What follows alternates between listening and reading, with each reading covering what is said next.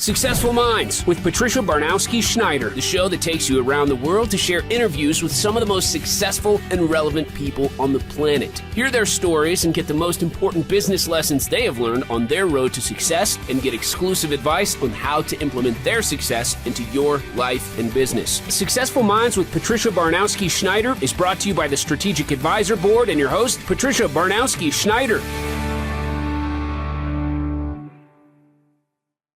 Hey, are you looking to scale your business from 5 figures to 6 figures or 6 figures to 7 figures? If you are, I have the perfect thing for you. What I want you to do today is I want you to go download a book. This book is going to take you through my 3-pillar system. It's 100% free. All you have to do is go to growfast.cash. I say again, go to growfast.cash and you're going to be able to download my free international best-selling book, which is called Be Good, Be Brief, Be Gone. You can take that book. It's going to help you scale your business to the next level. Again, go download it. Be good, be brief, be gone. Growfast.cash. I say again, growfast.cash. Enjoy. Hello, and welcome back to Successful Minds. I'm your host, Patty Baranowski-Schneider.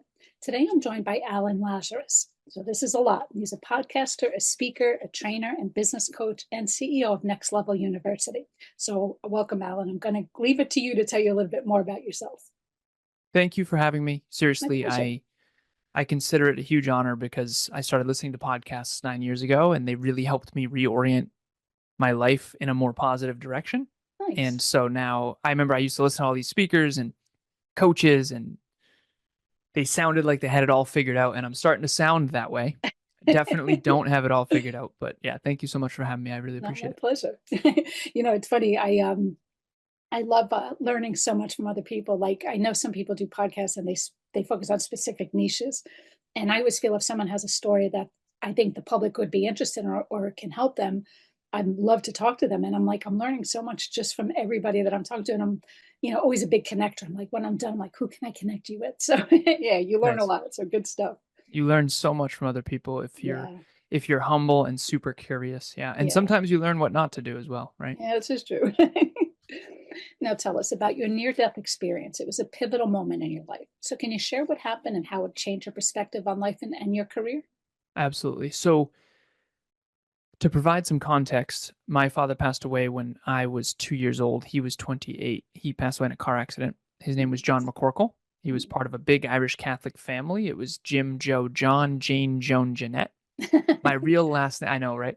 My real last name is actually McCorkle. So my stepfather was Steve Lazaros. Okay. And my stepfather came into the picture when I was 3, and then he left my family when I was 14. Okay. So birth father passes away, and we didn't really associate much with the McCorkles when we were the Lazaroses, so to speak. Right. And a lot of times people will see me and the way that I look, and they'll say, Lazarus? Because it's a very Greek last name, and there's not a lot of blonde-haired, blue-eyed Lazaruses, so that's interesting. And so my real last name is McCorkle. I'm actually Irish, Polish, German. Oh, so am I. Oh, we're twins. We are. Yeah. Sounds good. Makes sense based on the Irish, blonde Polish, hair and all German. that. Yep. So anyways, so when I was 14 years old, hardest year of my life, didn't realize this at the time. And I'm getting to the car accident piece too. Right. But 14, stepfather leaves, takes 90% of the income with him. And I haven't seen him or any of my extended family, like his extended family, since. Right. Same year, and we don't really associate with the McCorkles either, so that's 2 families. And then same year, my mom gets in a fight with my Aunt Sandy, her sister. Okay. And my Aunt Sandy ostracizes us from her side of the family. And then my sister moves out with her older boyfriend. So that was the hardest year of my life in hindsight. I didn't realize this until my 30s. And so I kind of lost 3 families by the time I'm 14. Wow. And I didn't, again, understand any of this until my 30s when I started doing therapy, going, whoa, holy crap, right? So my sort of trauma response, there's fight, flight, freeze, and fawn. And I considered myself quite a social coward back then. I think fawn was a big trauma response, which fawn, if for those of you who don't know, it's just don't poke the bear, just appease. Right. that kind of thing. So socially, I think I became quite a coward, but behind the scenes when no one was watching, it was fight. It was fight to aim higher, work harder, get smarter. That was my trauma response. So I got straight A's through all of high school. I got what's called the President's Award. It's actually behind me, signed by George W. Bush, where you get straight A's for all report cards, all 4 report cards, all 4 years. So 16 report cards straight in high school. And then I got into WPI, Worcester Polytechnic Institute, and I became a computer engineer. And then I got my master's in business. There were 2 roads that I wanted to take in life. One was going to be lawyer, politician, president. The other one was going to be engineer, MBA, Fortune 50 CEO of my own tech company, like my hero at the time, Steve Jobs, no longer my hero, but so that was my trajectory. So I did that, and I went into corporate, and I went to all the different, I rose it through a lot of tech companies. I did iRobot, I did Sensata Technologies, I did Oz Development, I worked for a company called Lens Americas, and eventually ended up at a company called Cognex. Cognex sells industrial automation equipment into manufacturing facilities all across the world. It's kind of machine vision, so the eyes of a robot, so to speak. Okay. And I managed a territory. First, I did inside sales engineering, and then I got promoted to outside sales engineering. And I went from, in corporate, I had climbed the ladder very quickly. And I went from kind of a broke high school and college student to rising very fast in corporate. And I didn't have a mortgage. I didn't have kids. I had low expenses, and I was used to being broke. So it was just a lot of money. So I went from 65 to 85, 85 to 105, 105 to 125. And then from 125 almost to 200. So around 180 is where I peaked. And I'm 26 at the time, working for a company called Cognex. My territory was Vermont, Connecticut, and Western Massachusetts. I'm doing very, very well financially. I'm very successful, but I'm deeply unfulfilled, and I didn't really know that. I kind of did. And that's when I get in my own car accident. So I'm up in New Hampshire with my little cousin. We're playing video games, and then we go to TGI Fridays, not partying or drinking or anything. It's 2015, dark winter night. Snowbanks are covering the signs. Bad winter. I was supposed to yield. I didn't. I end up on the wrong side of the road. And I look up from the GPS, and I see the biggest, brightest lights I'd ever seen, what I thought was a Mack truck. 2 things saved my life in hindsight. Number 1, it wasn't a Mack truck. It was a lift-kitted pickup truck, one of those really obnoxiously lifted up trucks. Right. There's a lot of those up in New Hampshire. And the second thing is I was driving a 2004 Volkswagen Passat that I bought for $5,000 cash because I just wanted to invest all my money. I paid off $84,000 worth of college debt in a single year. I had $150,000 that I accumulated in a Vanguard investment account, and I just bought all the tech companies and the index funds that I thought would win long term. And I just didn't want to waste any money on anything material. I wanted to be wealthy because when my stepdad left, that was what I thought would solve things. And so this car totally saved my life. I used to call this car the tank. German engineered steel trap of a car, and the whole front was completely smashed in, but the frame wasn't. And so both airbags did deploy. He hurt his knee on the airbag. I hurt my face on the airbag. So physically we were okay. But mentally, emotionally, and spiritually, my father passed away when he was 28 in a car accident. I've seen pictures of his car, and I'm looking at my car going, whoa. I'm 26 at the time, and this is the second chance my dad never got. So this was my existential quarter-life crisis where I realized I'm not fulfilled. I had all the regrets you can imagine. And again, I didn't make poor choices, statistically speaking, as an American male. I don't think I did a worse job than most people, quite frankly. But I do know that I definitely didn't maximize my potential. I was definitely drinking too much and too often. And I didn't really understand how much I actually was on autopilot, probably in response to a lot of that trauma I experienced as a kid. And so after that, the best way I can describe it now is before 26, I was achievement oriented. I was improvement oriented. I was professionally developed. Resume, cover letter, LinkedIn, bachelor's of science, master's degree, educated, achieve. But I wasn't self-improvement oriented. I wasn't mental health focused. I wasn't personal growth, personal development focused. It wasn't focused as inward. And I know that's true statistically for a lot of men. And so after that, I flipped the script and I went all in on self-improvement. And I mean, all in. Fitness, healthy, happy, productive, fulfilled, just worked on me. Right. But I went broke. Started my own little company, ended up going past broke, liquidated all my assets. So I went from super successful and deeply unfulfilled to super fulfilled and not successful. And here I am 9 years later after that car accident. I'm 35. I'm hoping to hit puberty at 36. For those of you on camera, you'll probably find that funny because I still look 15. It really You helps me in do. my When you business said you were coaching. 30-something, I was like, wow, you look like a baby. But yeah. Yeah, I know. It really helps me in my business coaching career, right? Who's this 12-year-old trying to teach me how to grow my business? But anyways, so that was 9 years ago. And now I'm very grateful to be in what I call the fourth bucket. So the first bucket is I was unfulfilled and unsuccessful. I was a cart kid and a busboy in my teens. Stepdad left, really unhappy and just not successful. Worked my butt off to become successful, but was still deeply unfulfilled. Then car accident happens, and then I flip the script and I become super fulfilled and well-developed as a person, but not successful. And now I finally got into what I call the fourth bucket, which is both successful and fulfilled. And so now I can authentically say that I want my future to be an amplified version of what my present is. Right. And I am both successful and fulfilled. But the extent of that success and fulfillment, it's like a mountain that gets higher as you climb it. So maybe I'm fulfilled right now to the most fulfilled I've ever been in my life, but maybe next year I'll be even more fulfilled. And I am the most successful I've ever been in my life, but maybe next year I'll be even more successful. And so to me, I think success is actually fairly easy. I think fulfillment is fairly easy. I think having both is very, very, very difficult. And I think that that's what we all ultimately want, is to be both successful and fulfilled and have a life where our present, we want our future to be an amplified version of what our present is. Right. You know, it's 100% right, because it's people don't understand. You have some people who, like you said, they could make six figures and just never be home with the family, but they have big bank accounts, homes paid for, colleges all paid for. But what's the quality of life? You're working, 18-hour days, the wife's home with the kids, and then you have the people who are home all the time, but then they're miserable because they haven't paid bills in 3 months, they've got an eviction. So to find that happy medium, it's a hard thing. It's very hard to do both. Yeah. Because what fulfills us is our passions and our purpose. Right. But the economy and what makes money doesn't always align with that. Right. It's very hard to turn your passion into purpose, into profit. Yeah. And that's what I help my clients with now. I have 24 people on my roster right now. The youngest is 16, the oldest is 63. Everywhere from, hey, I want to start a YouTube channel, help me out, to I've been in business for a decade. I'm already a multimillionaire and I want to be more successful.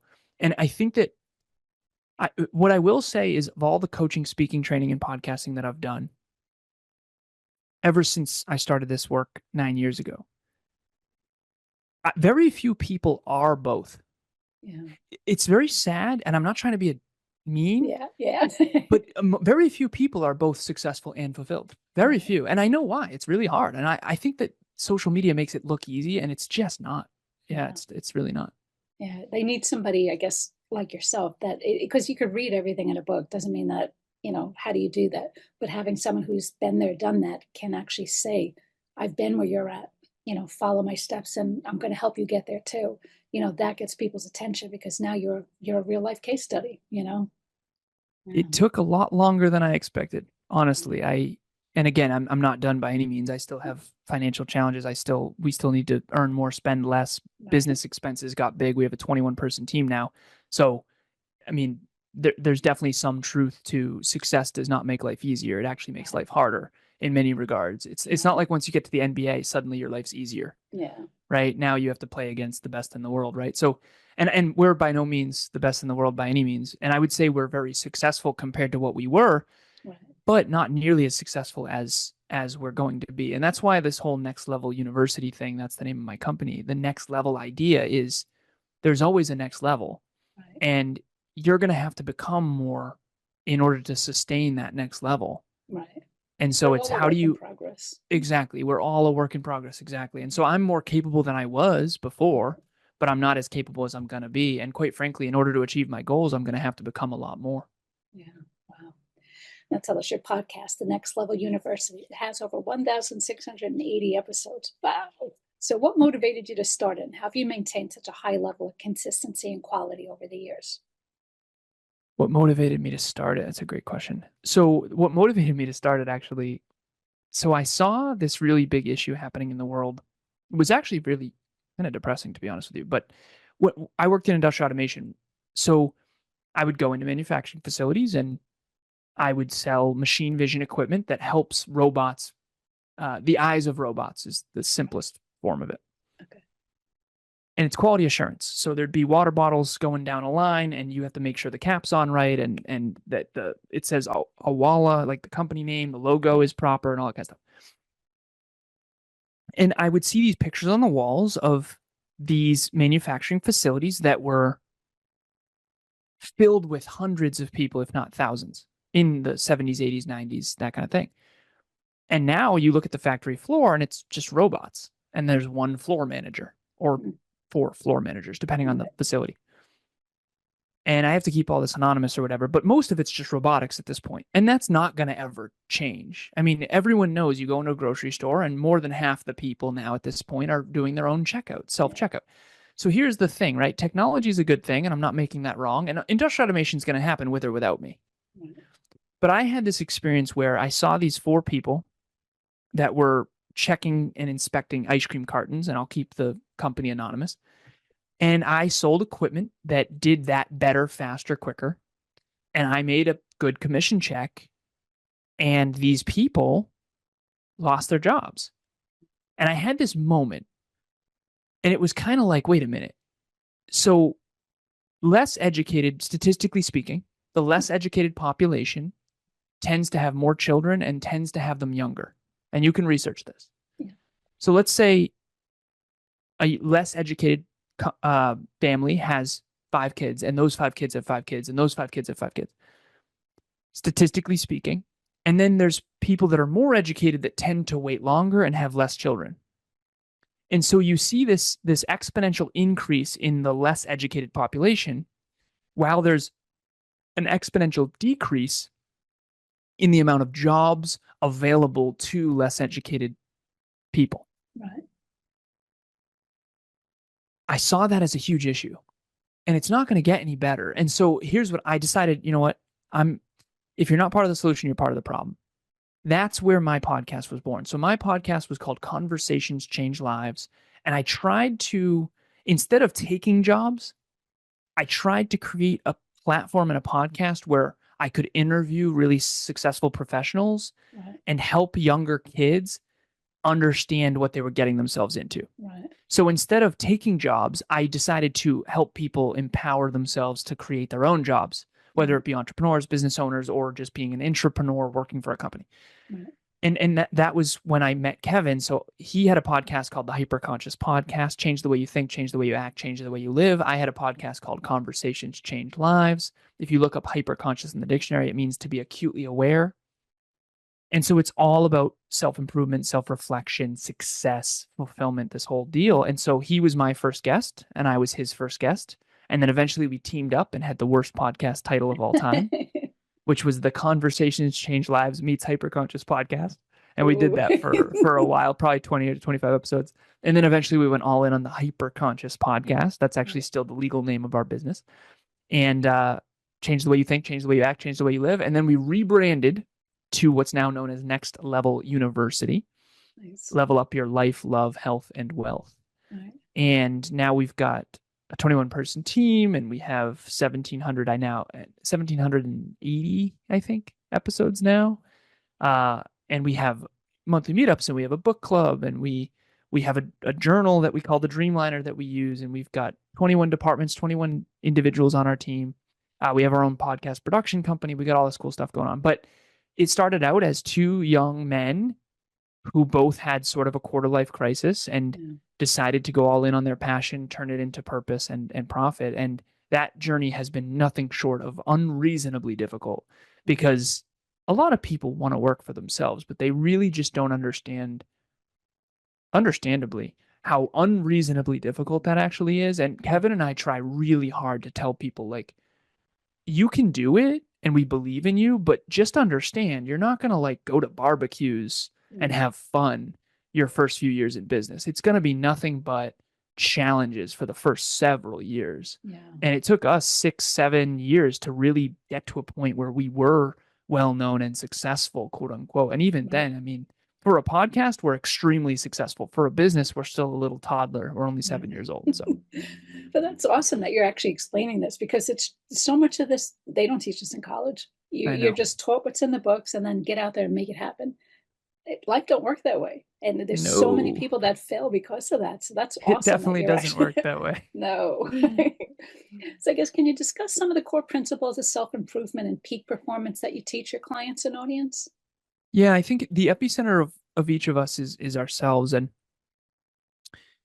self-improvement, self-awareness, personal development, personal growth. All these things are, why do you do what you do?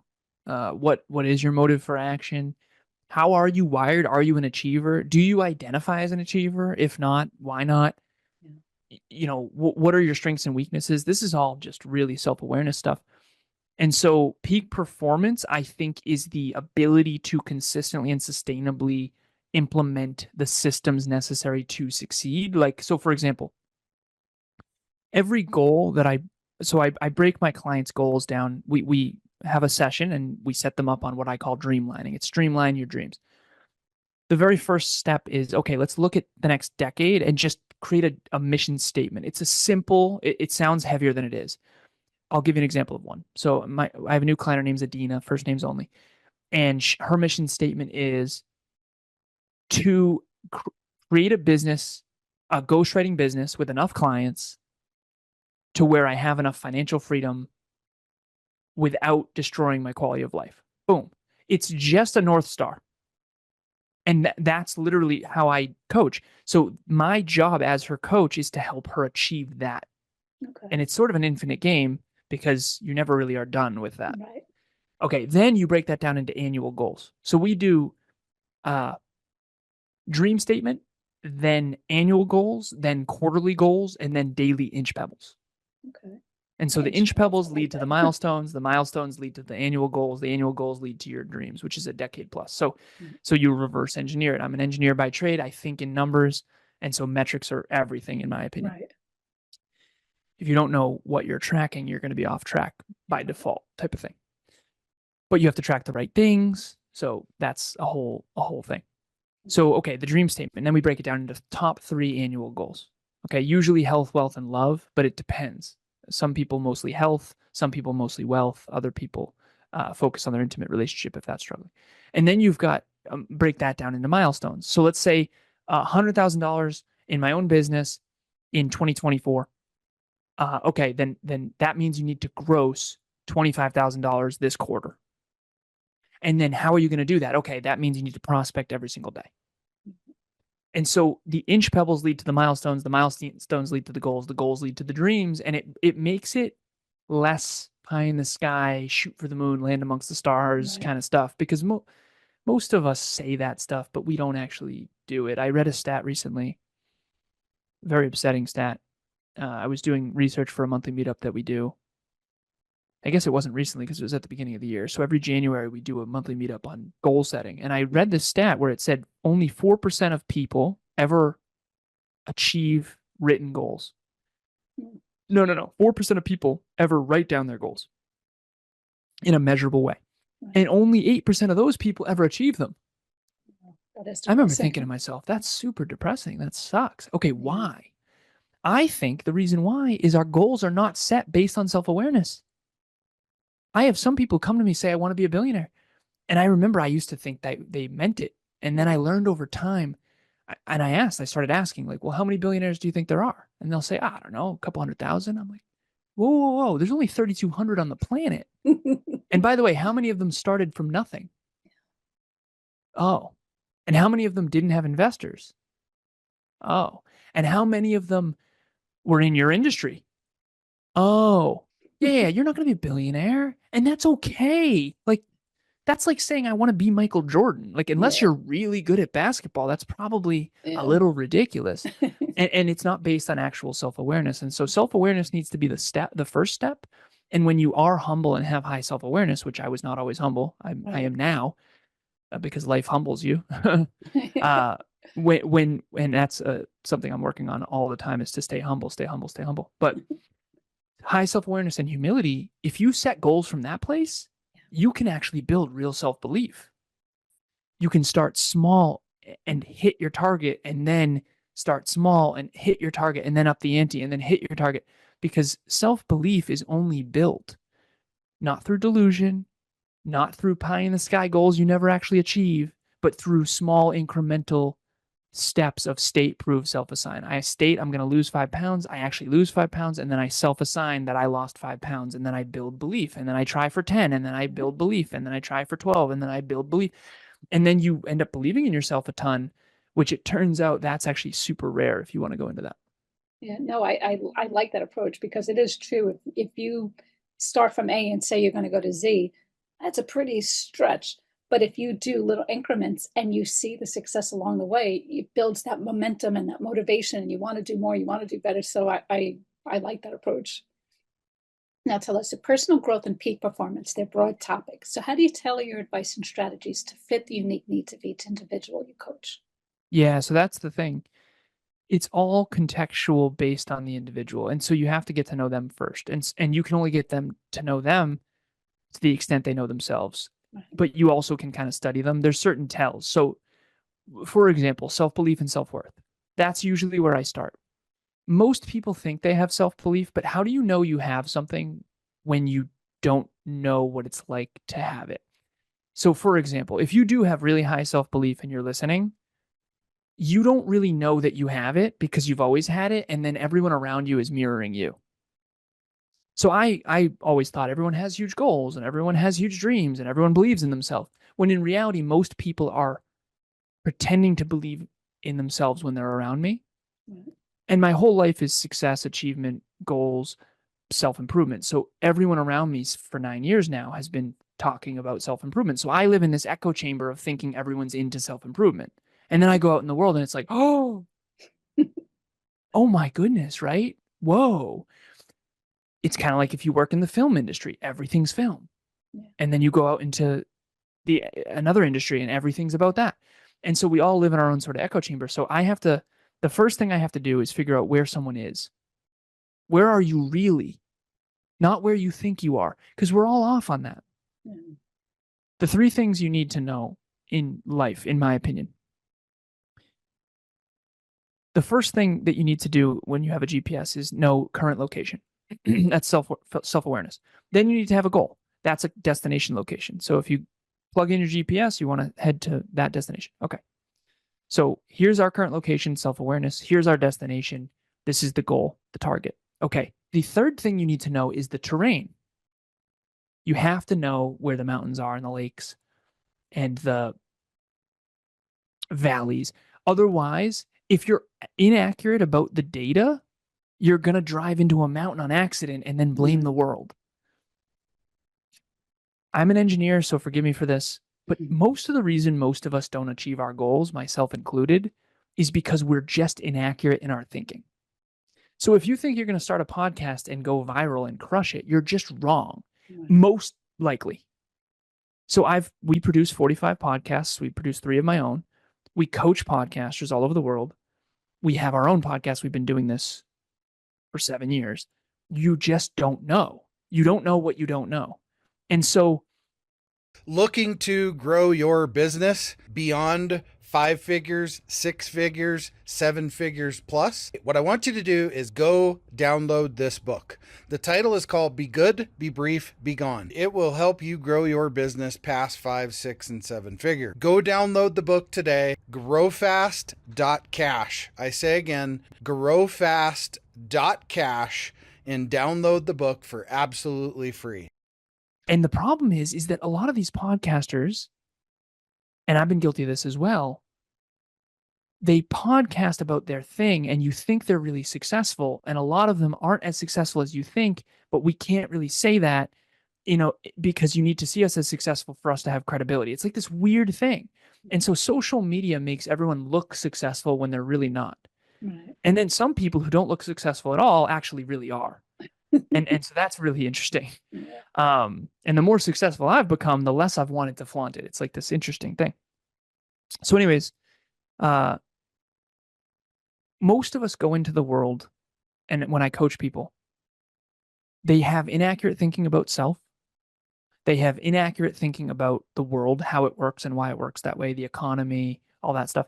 And then they have inaccurate beliefs about where they should head and how to get there. And so really what I try to do is I try to help my clients think as accurately as possible about themselves, about others, and about the world. Because I think that those are the three main things that you need to understand. You need to understand how you work and why you work that way, how other people work and why they work that way, and then how the world works and why it works that way. I have some people that are super self-aware. They understand themselves at a deep level, but they don't understand the economy at all. And then I have other people that are really good in the economy. They understand it and they're professionally developed. They have all these skills, but they don't understand themselves at all. And so usually there's breakdown. And for me, I was much more of the third one and much less of the first one until after 26. Right. Yeah, I guess you need that whole complete package. Otherwise, you're kind of just going in circles. Exactly. Yeah. And then blaming the world or the economy or your country or whatever it is, when in reality, you're just making poor decisions because you have inaccurate data. If the GPS is driving you into a mountain that it thinks is a lake, it might be because the data in the GPS is just inaccurate. Right. And you need to update your GPS, which through coaching, books, podcasts. It's very hard to do that though, because in social media, there's a lot of distorted, inaccurate thinking that's happening. And all of us are guilty of that. So you kind of have to sift through the BS. Yeah. Well, that's why sometimes I think talking to someone, like they always say, get a mentor and things like that, what's on the internet. It's like, I don't even watch the news anymore. It's depressing. It's all nonsense. It's like not even true. It's, but you want to talk to somebody who's been in your shoes, who's been there and done that and is successful. So now I can see that it's an actual thing that can happen. And now I believe it. Because if you read it, everybody believes all this.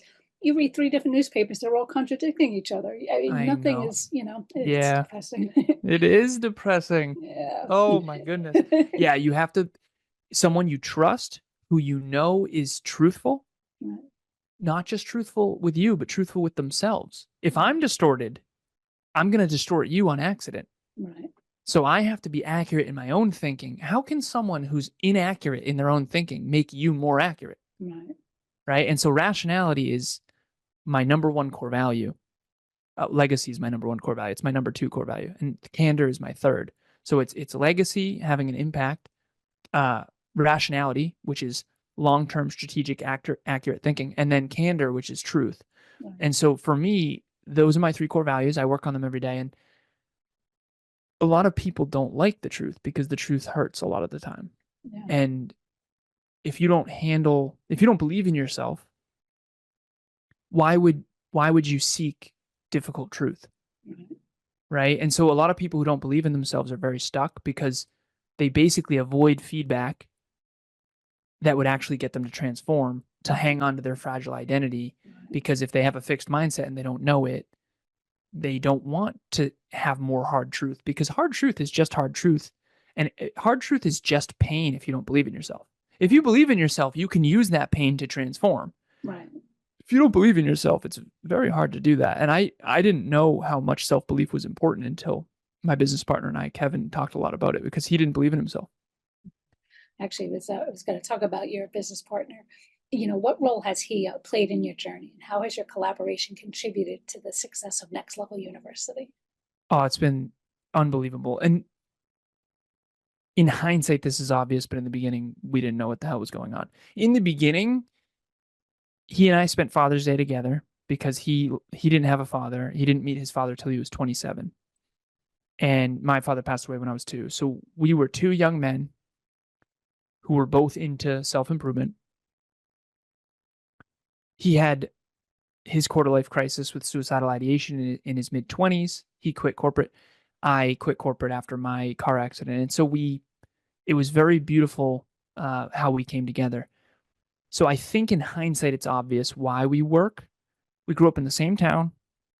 We both were raised by 2 women. I had my mom and my older sister. He had his mom and his Mima, his grandma. We both didn't have dads. Both definitely adverse childhoods for sure. And that's putting it politely. And then he was more self-awareness in hindsight. I was more success. So he understood himself and he was focused on his character and he was focused on self-awareness and understanding himself. He still is.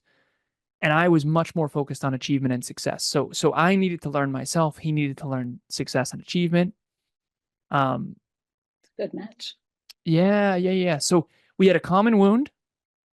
We had common core values of self-improvement, and we had common core aspirations of starting a podcast, and we had complementary skill sets. And most of what I've learned from Kev is just how different we are, but not bad different.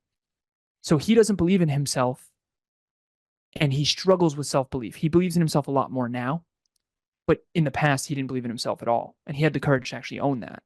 Whereas I believed in myself a ton, and I had no idea that other people didn't. And so we've become this little infinity symbol of feedback where he gives me feedback, I give him feedback, and we just grow together. It's been really cool because he's much more emotionally driven. I'm much more engineer and robotic. And we've really been able to drive to five is what we call it, come to a center point where we understand. So he was always more humble than me. I was always more belief in myself than him. And so he's helped me become more humble. I've helped him believe in himself, and we've both become better men as a byproduct. And it's been really, really, really cool to learn from someone who has almost the opposite fears. So we found out I'm afraid of success. He's afraid of failure. I'm not afraid of failure at all. I'm a social coward, and he feels likable and relatable, and he fits in everywhere. I feel like I don't fit in no matter what I do. We go give a speech. It's hilarious. He's afraid he's not going to add value. I know I'm going to add value, but I'm afraid everyone's going to hate me. He's not afraid of that at all, right? He knows everyone will like him. And so we've just realized that we've got the full spectrum now, I think. And I think we have a very unique perspective because most of the self-improvement space is people who believe in themselves a ton, but they don't really know what it's like not to. And so for me, it's been really powerful for me to realize that people who don't believe in themselves, that think they do, I can now tell. Whereas before they used to sound like me. I used to wonder, people will come to you later on and they'll say, "Oh my God, you did it." And I would say, "Well, I said I was going to do it. So why are you so surprised?" Especially when back then you believed in me, right? Right. What I figured out is, he said, "Alan, most people are just talking. Most people just say, I want to build $1 million business. They just say that." Yeah. I said, "Oh, Kev, I've never said that without actually intending on doing it." Right. So, and I know how arrogant that would sound to someone who doesn't have a lot of self-belief, by the way. Right. So now I'm starting to understand why I sound so arrogant to most people, when in reality, they might not believe in themselves as much as they think they do. And I'm probably a little bit arrogant too. So that's all right. You've earned that right. I hope so. I mean, that's what he said. He said, "Alan, telling people what you're going to do sounds arrogant. Telling them what you've done doesn't." I was like, "Oh, okay." It's kind of feels the same to me, but all right. No, a big difference, because people could, I could sit here and say I'm going to be the next Miss America. It's not going to happen. But you know what I mean? If you actually done it, it'd be like, "Oh my God." Yeah. I never used to understand that though, because to me, the things that I was saying I was going to achieve are totally doable. Yeah. Right. And I didn't like say it and then go to the beach. Right. So yeah, a little different, because most people do go to the beach, but they say it, they don't. So you know, you're from a different side where you're like, you didn't put in the effort. Like, what do you mean? Why would you say it then? Right. Yeah. I've never said something and not at least intended on like, and here's the thing too, I'll be very brief with this, but I reverse engineer it before I say it. Right. And not a lot of people do that. Right. So when I said like lawyer, politician, president, or engineer, MBA, Fortune 50 CEO, a lot of people consider that very arrogant. As a kid, I actually reverse engineered the process of doing. Now, could I guarantee I would have been president? Of course not. But I do know it was possible. Right. And not just I can't win a strongman competition. I know that. Right. I don't say I'm going to achieve things that I know are not possible for me in the context of reverse engineering it. And so as if that sounds really arrogant to anyone, I really am scared to say it because it comes off as arrogant, when in reality, what if reverse engineering finish lines is the thing that you are missing because you're not uncertain about whether or not you can go get Subway for dinner tonight. Right. What if you could actually feel the same way about losing 10 pounds or about, like, I know how to lose 10 pounds. I know the steps. Yeah. We did a Do 10 pound put and in 10 the week effort, challenge. yeah. Yeah. So when you know the formula, I'm a math guy, you aren't uncertain about the outcome. Right. Well, that's the thing. If it sounds arrogant, some people will just say that because they wish they were able to do that. I wish I had the confidence or the know-how to, navigate it in my head to understand that it's physically possible to do what I'm saying I'm going to do. So most people might just think it's a pipe dream. And because you say it and it sounds like an extravagant outcome, it sounds arrogant.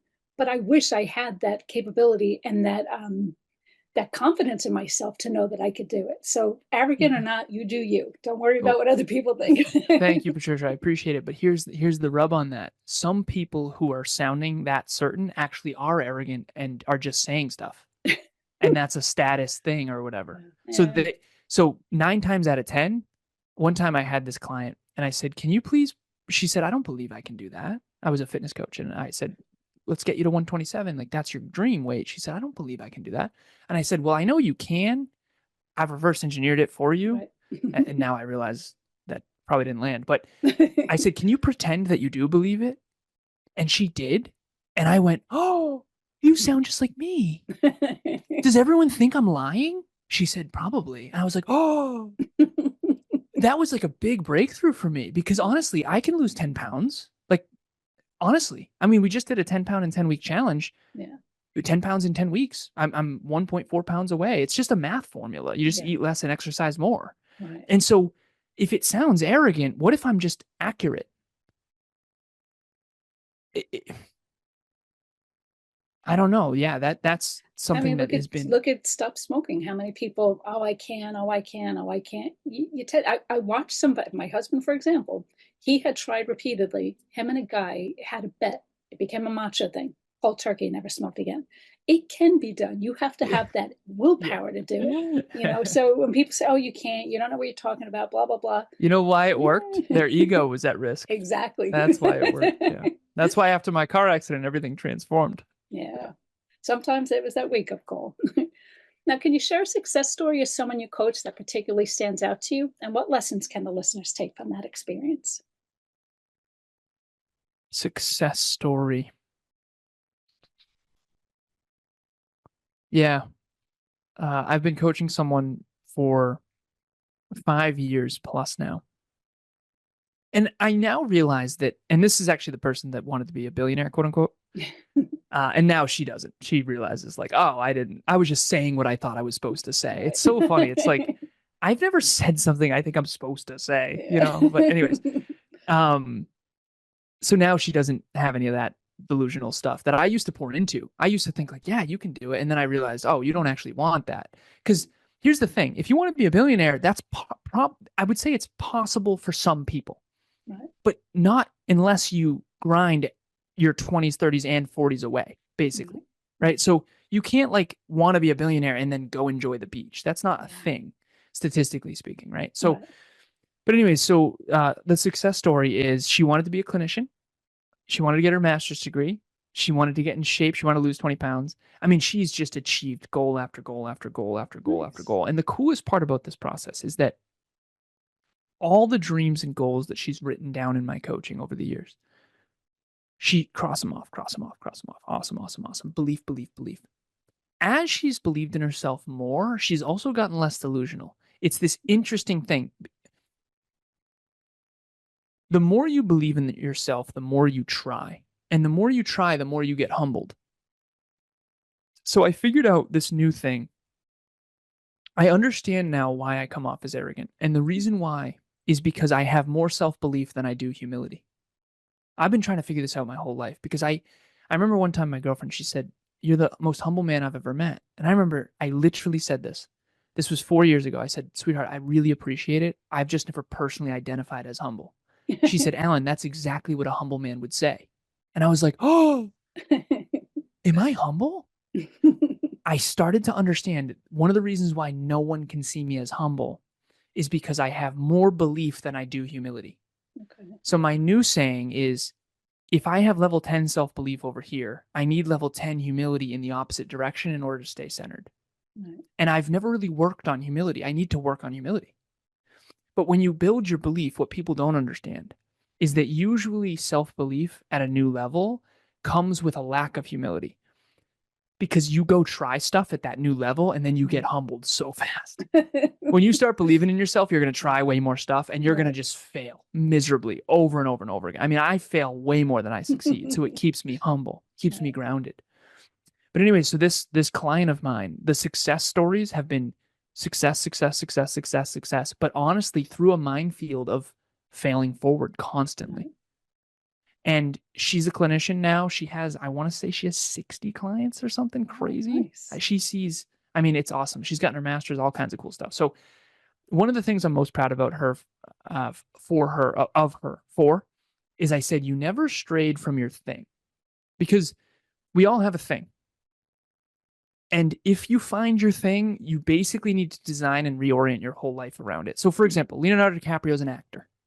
He's not good at much else. And I'm nothing against Leo. I don't even know the guy. Okay. Taylor Swift, singing, songwriting, guitar. If you take away those three things, immediately she's not Taylor Swift. All of us have a thing. For me, my thing is coaching.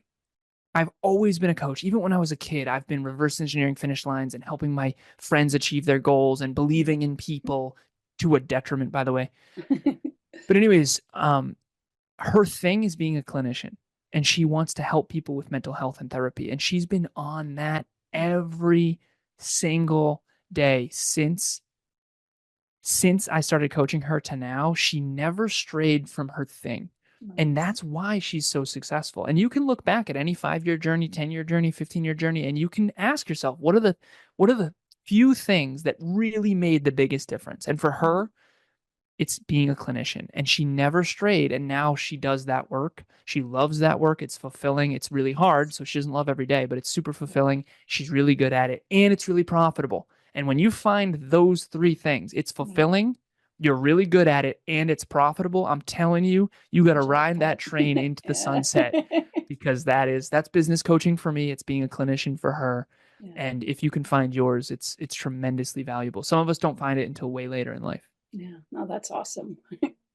I guess looking ahead, what's your future goals for Next Level University? And how do you plan to continue evolving and impacting lives through your work?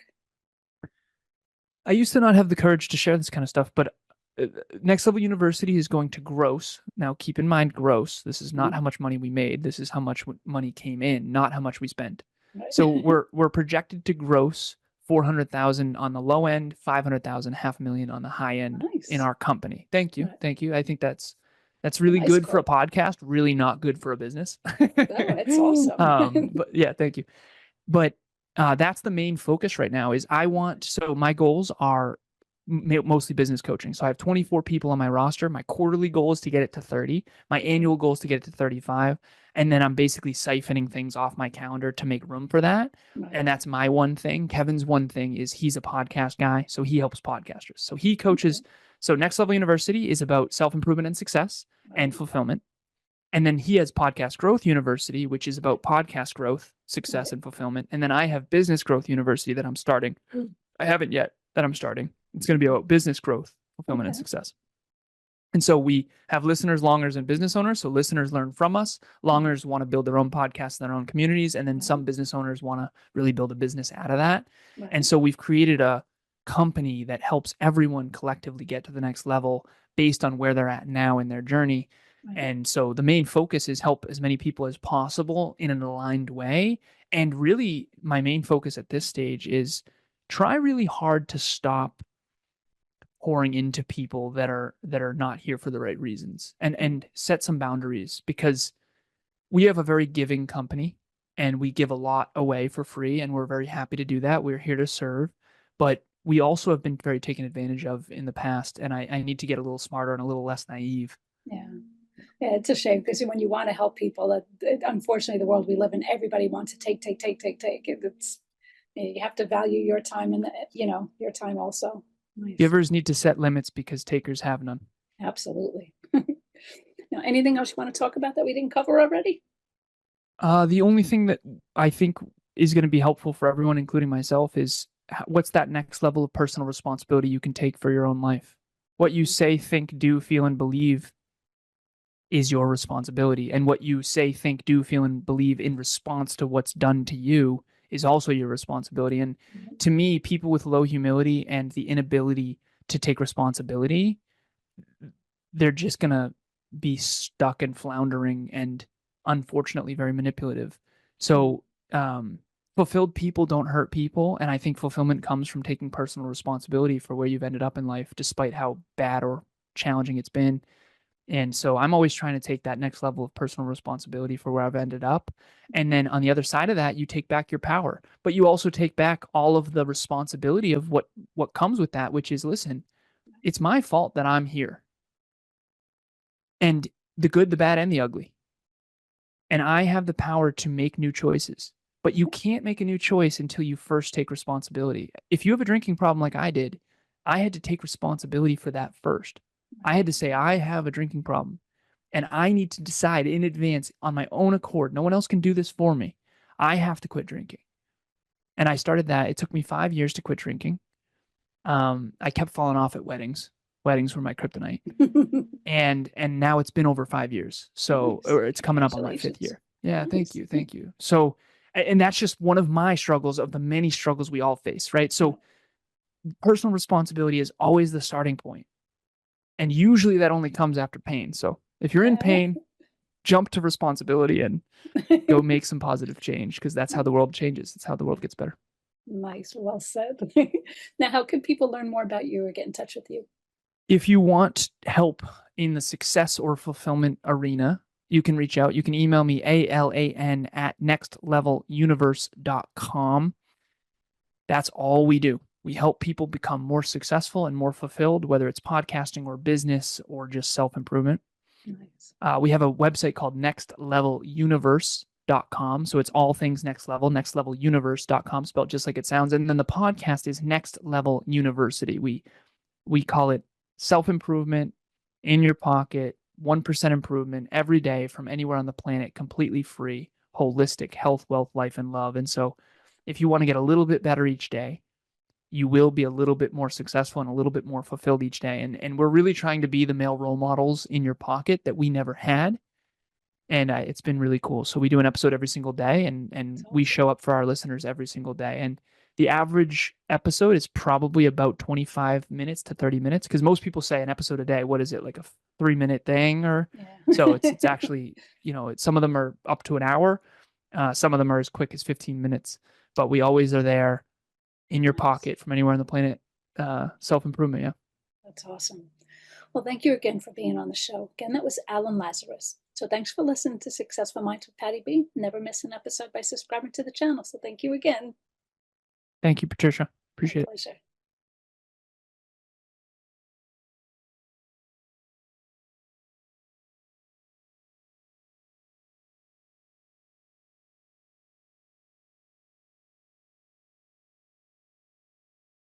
Hey, we all want to scale our business. Hey, I have the answer for you today to help you do that.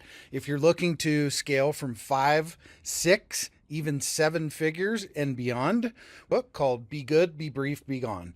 I'm going to give it to you for free. All you have to do is type in growfast.cash. I say again, growfast.cash, and you can download the book for absolutely free. I hope the book helps you this year. Take your business to the next level. Again, go grab the book, growfast.cash. I say again, growfast.cash. I wish you the best, and grow, scale, and win. Thank you for listening to Successful Minds with your host, Patricia Barnowski-Schneider. Please leave your feedback and visit strategicadvisorboard.com to get the latest and greatest business advisement on the planet. Follow us on social media for updates, and we'll see you on the next episode.